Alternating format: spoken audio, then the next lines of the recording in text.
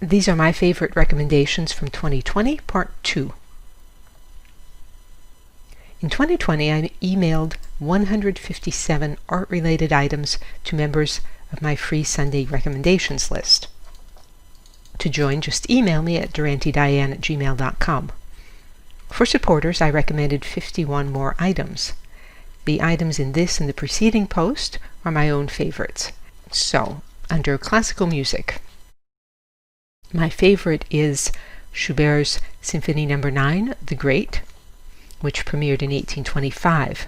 You remember that ad where the power of the music from a JBL speaker is blowing the guy backwards? Putting Schubert's Great Symphony on the house music system makes me feel like that. I heard Gerard Schwartz talk about this symphony in person once, and have loved it ever since. Alas, he doesn't seem to have recorded that talk for the Khan Academy, but you can look up others by him there. Also, as a runner-up in music, there are 3 items. One is Mozart's Eine kleine Nachtmusik. I've never recommended a Mozart piece in the Sunday recommendations, which is very odd indeed, since he's one of my favorite classical composers.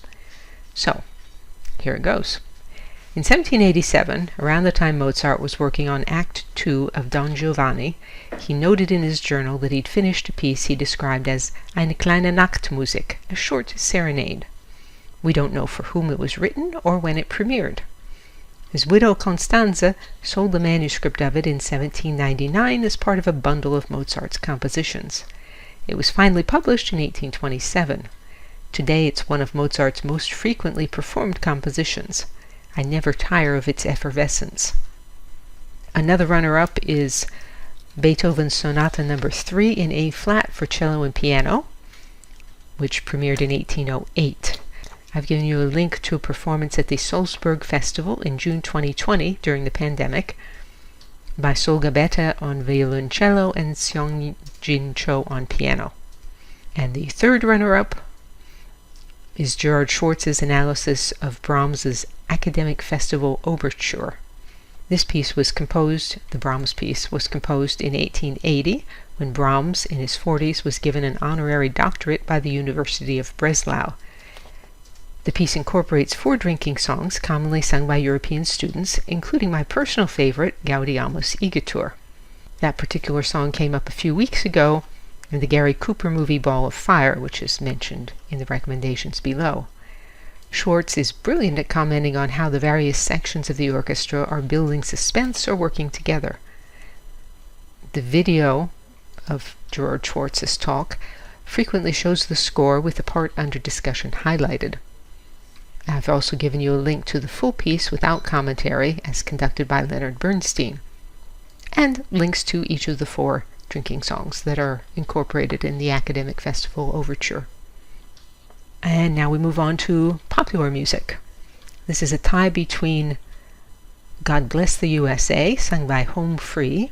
It's a fabulous a cappella version of a song whose mood I appreciate, even though I don't agree with every word. Don't miss the reveal of where they're performing at about 55 seconds in. Hat tip to Rand S. for this. And the other piece is Gautier Capuçon's Hymne à l'amour, Hymn to Love. I suppose some people can resist a handsome Frenchman playing cello on the Eiffel Tower, but I can't. I've given you links to the Edith Piaf song that he's playing, as performed by Piaf in French and by Cyndi Lauper in English. Moving on to movies. My favorite this year was The Big Country from 1958. Directed by William Wyler, starring Gregory Peck, Charlton Heston, Burl Ives. Great story, excellent writing, very good acting and pacing, wonderful music, including the theme song, which I've given you a link to. The official trailer spins this as a tale of sex, violence, and horseback riding, but the real interest is in the characters and their dilemmas. Because movies require an investment of a couple hours of your time, and I want you to make time to watch this one, I'll tell you my favorite line. I'm not responsible for what people think, only for what I am. Burl Ives won an Academy Award for Best Supporting Actor in this movie. It's an indication of my relative youth that the first few times I heard his voice in this movie, I interpreted it as Frosty the Snowman being grumpy. Rudolph the Red-Nosed Reindeer didn't come out for another 6 years. Hat tip Christina J. and Adam W. Runners-up on my list this year are 2 movies, Ball of Fire from 1941, a romantic comedy with Gary Cooper and Barbara Stanwyck. A group of bachelors writing an encyclopedia consult a nightclub performer for the entry on current slang and get involved with a murderous mob boss. I have a doctorate in philology, which literally means love of words, so the premise attracted me, and Cooper's description of why Pastrami is an idiot was worth the price of admission. Stanwyck seals every scene with her joie de vivre and courage. A bonus was seeing New York City in the early 1940s and hearing the Gaudeamus Igitur sung twice. See also the Brahms piece above. We found this movie free via Hulu. It's not available for streaming on Amazon or Netflix, and the YouTube version has a gap about halfway through. And the third movie among my favorites is Mr. Jones, 2019. It's set in the USSR in the 1930s, and it is a beautifully shot film of a devastating event covered by a journalist with impeccable integrity. Hat tip your own Brooke. On TV, I don't have an illustration of this. My favorite was Blue Bloods, which has been running since 2011 and is still running. Principles, integrity, justice, and Tom Selleck. Highly recommended. Hat tip Jean M. I made a point this year of including more architecture in the Sunday recommendations. The winner is a tie. I love the interior of the Mount, which is at the lower right, and the gardens at Naumkeag. The Mount, which dates to 1902, was the home of novelist Edith Wharton, who lived from 1862 to 1937. It's one of 3 Berkshire cottages I visited in southwestern Massachusetts in summer 2020, and this is the one of the 3 that I'd most like to live in. In 1897, when she was 30, long before she became a well-known novelist, Wharton co-authored with architect Ogden Codman The Decoration of Houses. According to Mitchell Owens in Architectural Digest, this is a long quote, Wharton and Codman wanted to educate the rich, to challenge them to build beautiful, practical, and pleasing residences whose details, from meaningful moldings to efficient floor plans to well-made, well-mannered furniture, would trickle down into every neighborhood in America in one form or another. Thousands of interior design books have come and gone since, but most, I would argue, merely repackage Wharton and Codman's lessons in brighter colors and snappier prose. End of the quote by Mitchell Owens. The Mount was designed by Wharton and Codman and illustrates the principles set out in Decoration of Houses. Naumkeag is another Berkshire cottage, which actually means a Gilded Age mansion. It has 44 rooms, and it's in southwest Massachusetts. It was constructed in 1885 to 86 to a design by McKim, Mead and White, who later became famous for such New York City landmarks as the original Penn Station and the campus of Columbia University. I've given you a link to the official site of Naumkeag and a link to my album of photos. Naumkeag's garden includes an early work by McMonnies in the sort of site that it was designed for, a garden rather than a museum. There are 3 runners-up. The first is the Pantheon in Rome, probably built around 126 AD. The Pantheon has been on my must-see list for a very long time. The date of its construction and its original function are both uncertain, but the building itself is marvelous. The height of the dome, 142 feet, precisely equals its diameter. The Pantheon is one of the best preserved Roman buildings because by the early 7th century it had been repurposed as a Christian church. It has been the inspiration for innumerable later buildings, including many late 19th century banks and libraries.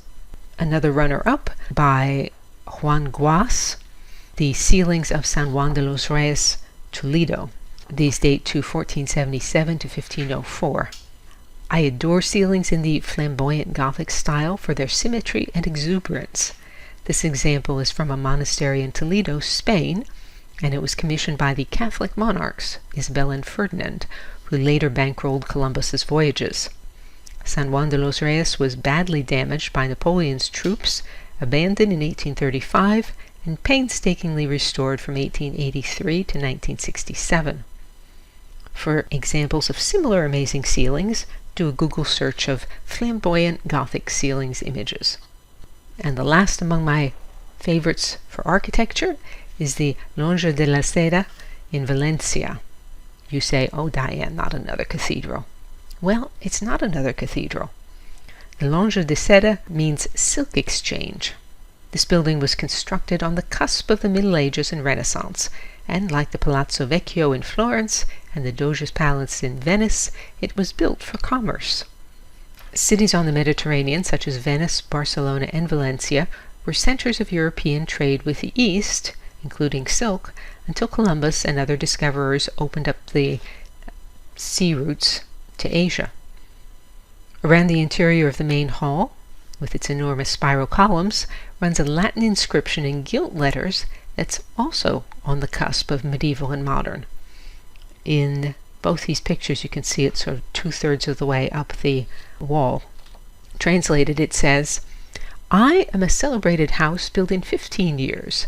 Look and see, my fellow citizens, how good trade is when there is no fraud in speech, when it makes promises to the neighbor and does not deceive him, when it does not lend money with an exorbitant charge for its use.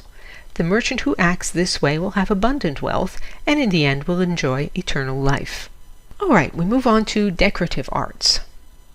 This is my favorite on the left and two runners-up. The Nautilus Cup on the left is at the Metropolitan Museum of Art, and it dates to around 1602. In the 16th and early 17th centuries, European rulers vied with each other to collect marvels, both man-made and natural. This gorgeous drinking cup was wrought by a Dutch artist using a nautilus shell brought from the Indian Ocean. Runners-up, in the center is the Tara brooch, which was created around 650 to 750.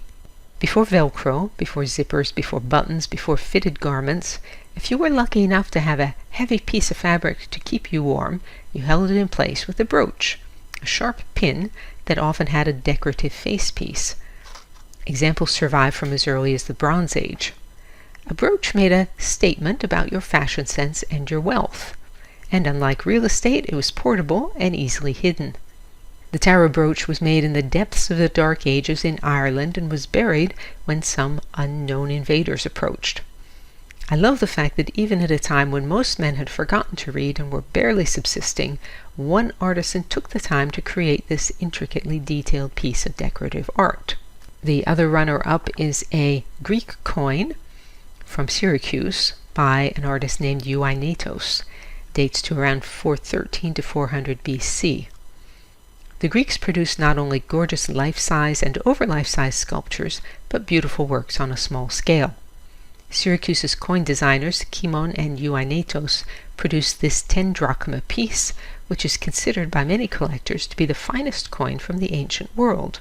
One side has the head of Arethusa, the nymph associated with Syracuse, and the other has 4-horse chariots, because the ruler of Syracuse routinely sponsored 4-horse chariots in the Olympic Games. One of these coins sold in 2015 for $341,000. And finally, museums.